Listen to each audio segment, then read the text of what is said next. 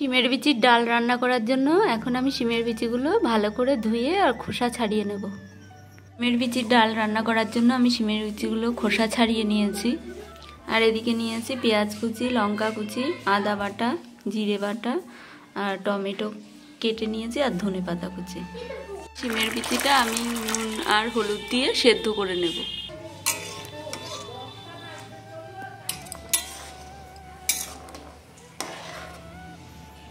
শিমের বিচির মধ্যে এখন সামান্য লবণ দিয়ে দিচ্ছি আর দিয়ে দিলাম হলুদ গুঁড়ো।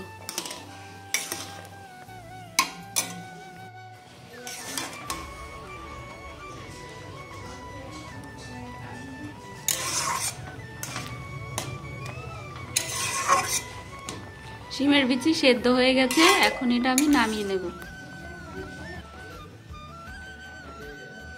কড়াইতে আমি দিয়েছি সর্ষের তেল আর ফোড়নে দিচ্ছি জিরে। এবারে একে একে দিয়ে দিচ্ছি পেঁয়াজ কুচি আর কাঁচা লঙ্কা কুচি। দিচ্ছি আদা রসুন বাটা।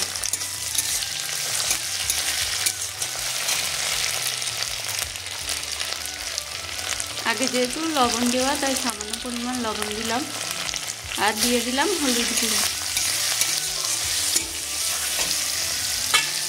এবারে আগে থেকে কেটে রাখা টমেটোগুলো দিয়ে দিই।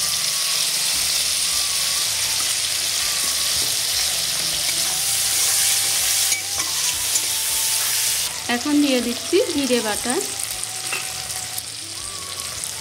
আর দিয়ে দিলাম সামান্য একটু জল।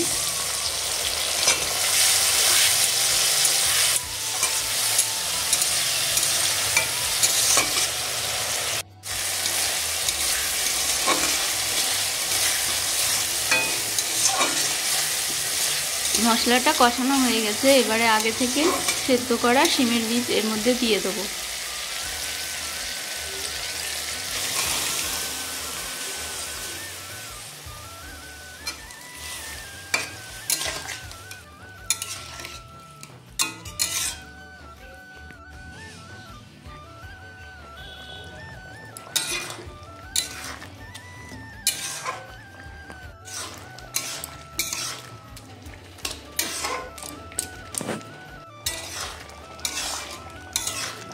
শিমের বিচির ডাল প্রায় হয়ে এসছে, এবারে এর মধ্যে আমি ধনেপাতা দিয়ে দেবো।